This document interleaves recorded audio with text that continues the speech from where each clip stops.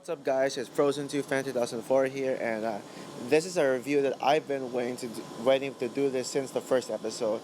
And this review I am doing right now is Obi-Wan Kenobi. This was my most anticipated show of 2022, and the teaser trailer for this show is my favorite trailer of the year so far. I just love how they used the duel of the fates. But yeah, now that I'm finally able to see it, so yeah, now let's talk about it.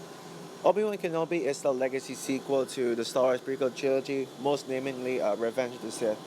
It tells the story of Obi-Wan Kenobi in his days after fighting Anakin in Revenge of the Sith. He looks after young Luke Skywalker, even if Owen and Beru don't want him to. But then suddenly Obi-Wan is sent on a mission to rescue young Princess Leia from being kidnapped by the Inquisitors, which led by Reva wants Obi-Wan to take him to Darth Vader so she can get all the credit. So yeah, now like Obi-Wan must rescue Princess Leia, stop Reva, battle Darth Vader, and of course and save Luke. So yeah, like what I said, this was my most excited show of 2022 because I have never been excited for a show as much as this. Well, technically, Hawkeye was my most anticipated show of all time, but Obi-Wan Kenobi is definitely one of them. So yeah, and after seeing Obi-Wan Kenobi, I gotta say it did not disappoint one bit. I love this show so much. Yeah, and I'm shocked that the show is so divisive. There's some people, it does have its fans. There's some people who love it and praise it as the best Star Wars show, like me. And there are others who, yeah, they just hated the show. Yeah, mainly because of Reva and Leia.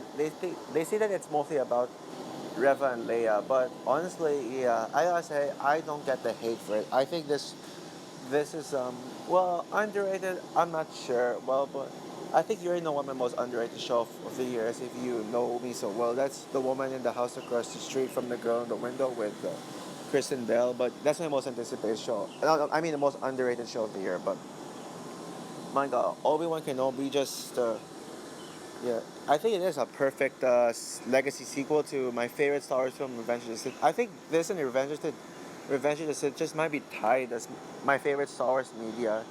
Yeah, I'm not sure which one's better. I'm probably gonna think about it. But for now, I actually thinking about it. I think Obi-Wan Kenobi just might be my favorite Star Wars media. Well, probably. So yeah, now let's get to the reasons why I like Obi-Wan Kenobi. But yeah, before that, do I have any negatives? Well, episode one's a little slow paced, but that's about it. Yeah, everything else in the show. Well, episode one may not be perfect, but episode two to six is perfect. But yeah, let's talk about it. So yeah, I'll talk about like each episode, what I like from each episode, similar to how I did it with how I reviewed the Stranger Things season four. Because this is how I'm gonna review a show. I'll review it per episode. Yeah, I already said my thoughts on episode one. It is a very slow episode, but it's still excellent. I love the coming of age story of Owen Kenobi in his days after fighting Anakin. He has PT. I love, yeah, they show like him having PTSD. I mean, I get PTSD too. I mean, do you have PTS?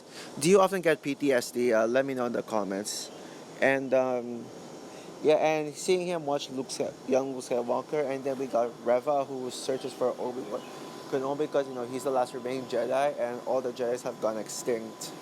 So um, so yeah, episode one was great storytelling, but I wish there was more action in it. I mean, I love the opening scene, episode one. With showing the younglings being attacked. Yeah, that was awesome. And then episode two, which yeah, I love episode two as well. I mean, most of the stuff we see in the trailers actually came from episode two. I mean, the planet they go to that episode, like honestly, I forgot the name, but my God, that planet looks so gorgeous. That's probably my new favorite planet. Yeah, I forgot the name. I'll probably put the name of the planet from episode two down in the description. Um, but yeah, it's probably my new favorite Star Wars planet now. This looks so gorgeous, and I love the action scenes, the whole mission, and then Leia just having to get used to having Obi Wan by his side instead of sending an army. I mean, I know people like complain that they didn't send an army instead of Obi Wan. I think that's because they need the army to stay in the planet while, which by the way, the planet that the Organa, sorry, and that's probably also another one of my favorite Star Wars planet. I think this show does have represent some of the best Star Wars planets. Um, yeah, episode 2 was just awesome. Like, it's like it's like a spy movie in space, and I just love it. It's just so much fun. It's such a blast. And then episode 3, which ended up being my favorite. Episode 3, which is basically the first episode where they showed Darth Vader. And my God, I think Darth Vader was definitely the standout for me. Yeah, I love that I love how scary he looks. Like, he looks like the Darth Vader we know, and they absolutely stay true to his character. Hayden Christensen gives such a perfect voice performance as Darth Vader. It's so awesome to see him again.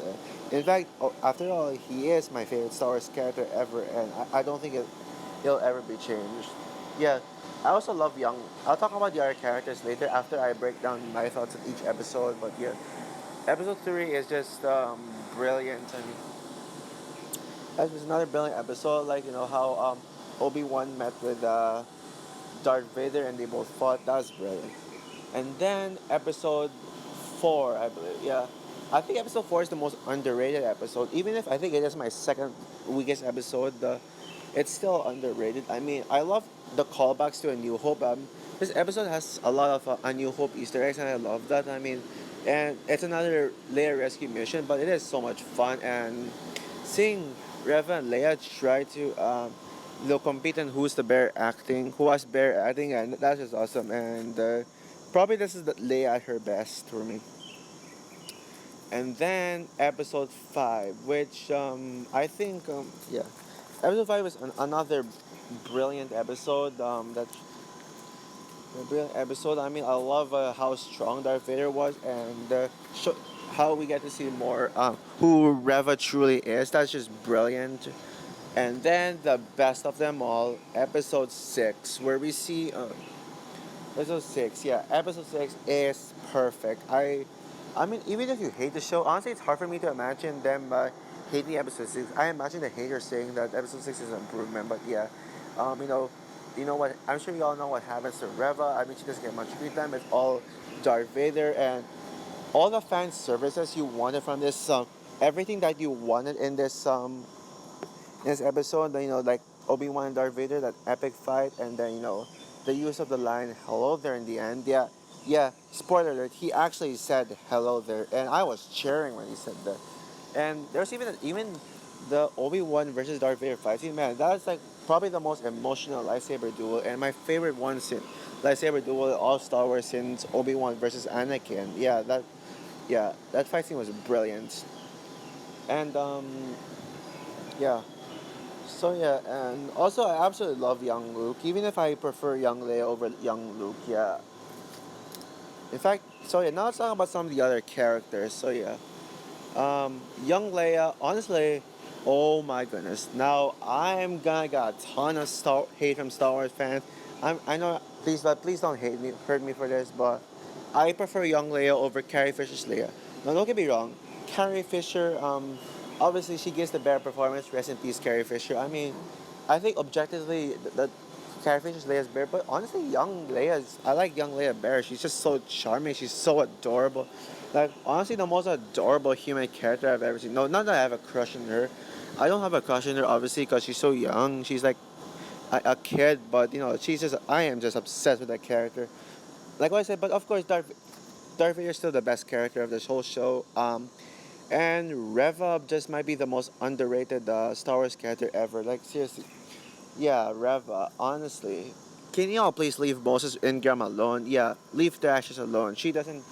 Yeah, I can't believe Star Wars fans are bullying her. My God, that is embarrassing. Yeah, and first he bullied Kelly Mary Chan as Rose Tico, and now Moses Ingram. Yeah, there's a difference between the art and the artist. I mean, there's a difference between the characters and the artist. No, my bad.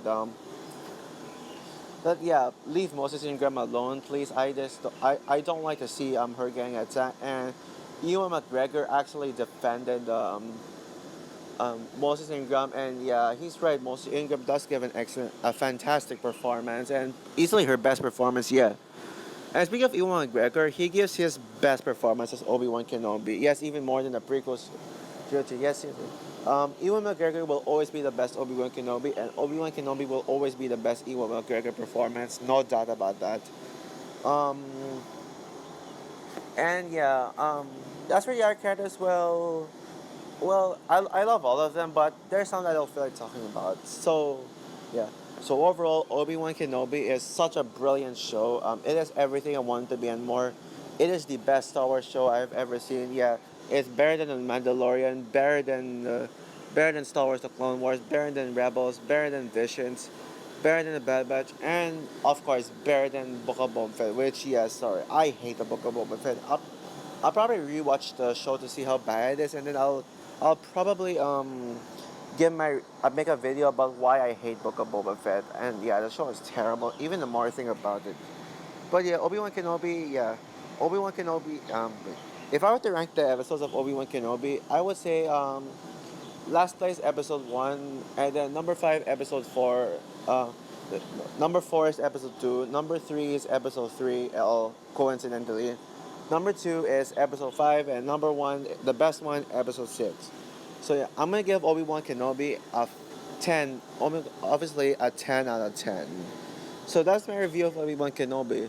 What's your opinion of the show? Do you love it or considering how divisive the show is? Which side are you on? Let me know in the comments. Like, subscribe, hit the notification bell, and stay tuned for of course there's gonna be another video. So yeah, I'll probably do a ranking of all 6 Star Wars shows from my favorite to least favorite. So yeah, bye guys.